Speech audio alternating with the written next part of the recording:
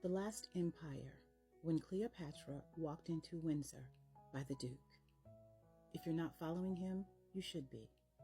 He never misses. These are his words.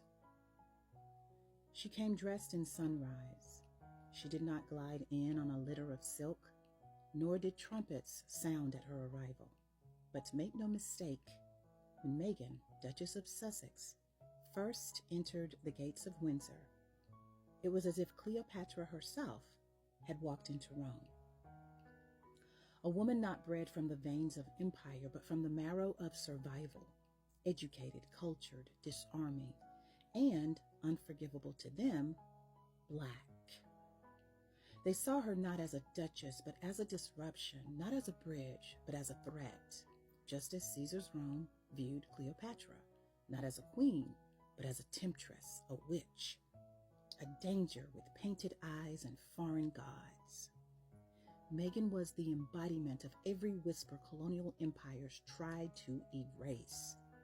That brilliance, beauty, and power could wear brown skin. And that was enough.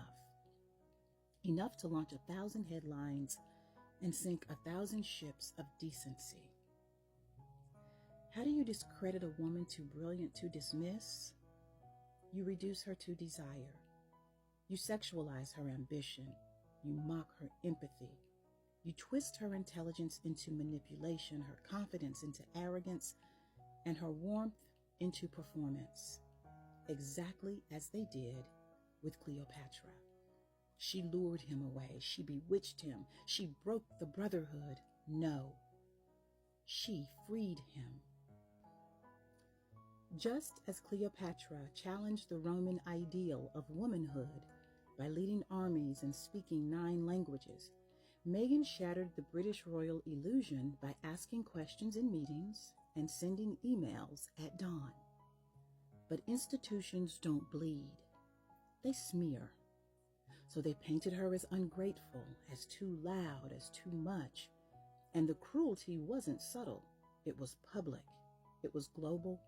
And it was deadly. Prince Harry, heir once removed, soldier once shaped, watched the theater of his ancestors become a coliseum. He knew what the crowd wanted.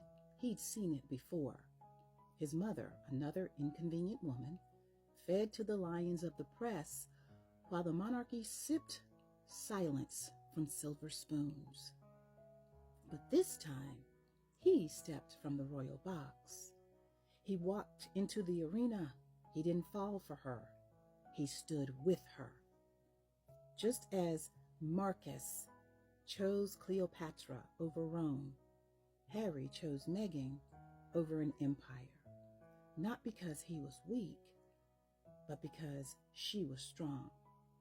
He left a kingdom for a kitchen in Montecito where love makes breakfast.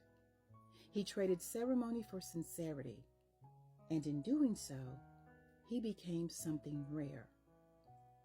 A man who knew power meant nothing if it required sacrificing the woman he loved.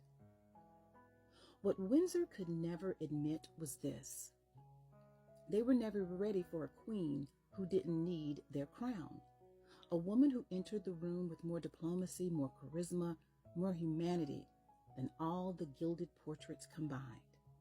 Like Cleopatra, Meghan didn't conform. She commanded, not with orders, but with presence. She made the firm look small, and for that, she had to be cut down. They did not exile her with swords. They used paper cuts, tabloids, sources, and of course, silences. But you can't burn a woman who is already forged in fire. Cleopatra died in myth, but Meghan lives in truth. With a daughter named for the mother-in-law she never met, with a son who plays under the Californian sun, far from palace walls, with a man who never left her side. Their garden grows herbs and headlines. Their peace is not royal. It is earned. They are not tragic. They are free. And like all great myths misread by frightened men, Meghan and Harry will outlive the empire that tried to break them.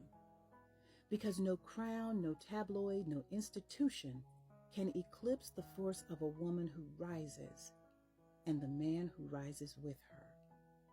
Let them write their letters. Let them rewrite their history books. The world has already chosen its truth. She came like Cleopatra. He followed like Marcus. And together, they built a future no empire could ever